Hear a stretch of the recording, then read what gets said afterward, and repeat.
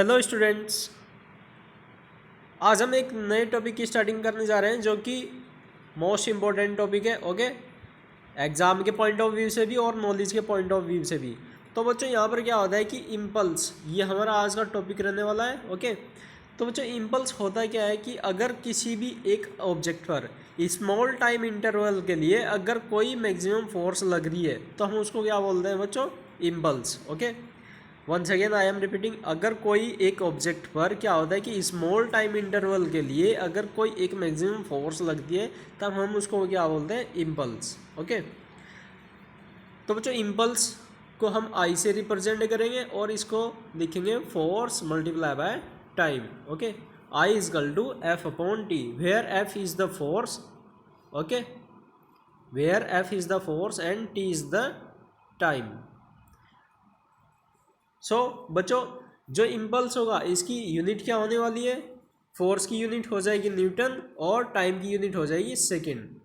तो बच्चों यहाँ पर इसकी यूनिट हो जाएगी इम्पल्स की न्यूटन सेकेंड। ओके, और इसी के अकॉर्डिंग अगर हम इम्पल्स की डायमेंशन को फाइंड आउट करें तो डायमेंशन क्या होगी बच्चों?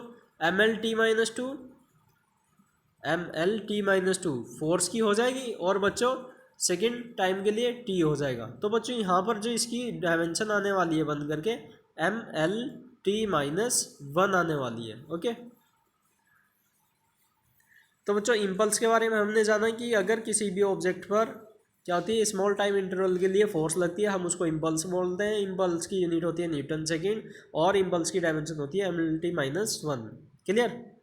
ओके, जैसे कि आप देख पा रहे हैं यहाँ पे लिखा हुआ है कि a large force acting for a short time to produce a finite change in momentum, okay, is called an impulse. Okay, तो बच्चों क्या होता है, खुद का अपना एक मोमेंटम होता है ऑब्जेक्ट का, बट क्या होता है कि अगर किसी भी ऑब्जेक्ट पर इम्पल्स को प्रोड्यूस करा जाता है तो उसका मोमेंटम चेंज हो जाता है। ओके, तो बच्चों ये इम्पल्सिव फोर्स होगी। ओके, इसका एक बेस्ट एग्जांपल है, अगर हम किसी एक बॉल को दीवार पर दे के मारते हैं तो शॉर्ट टाइम ड्यूरेशन के लिए क्या होता है, दीवार पर एक फोर्स लगती है। ओके, अब वो फोर्स जो होगी वो रिपल्सिव फोर्स के जैसे बिहेव करेगी और जो बॉल का मोमेंटम होगा वो अपोजिट डायरेक्शन में चेंज हो जाएगा।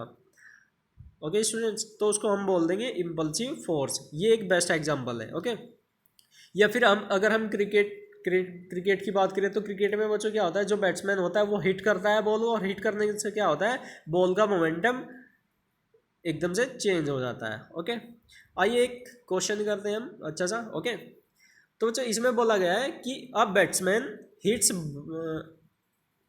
hits back a ball straight in the direction of the bowler without changing its initial speed, that means 12 meter per second.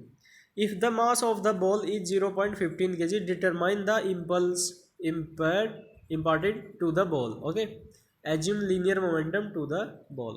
Okay, तो बच्चों चेंज इन लीनियर मोमेंटम क्या होने वाला है, 0.15 multiply by 12 minus 0.15 multiply by 12। Okay, तो ये आ जाएगा बच्चों यहाँ से 3.6 न्यूटन सेकेंड। ओके, तो बच्चों ये जो 3.6 न्यूटन सेकेंड आया है इसी को हम क्या बोलेंगे, impulse. Okay, that means change in momentum. Okay,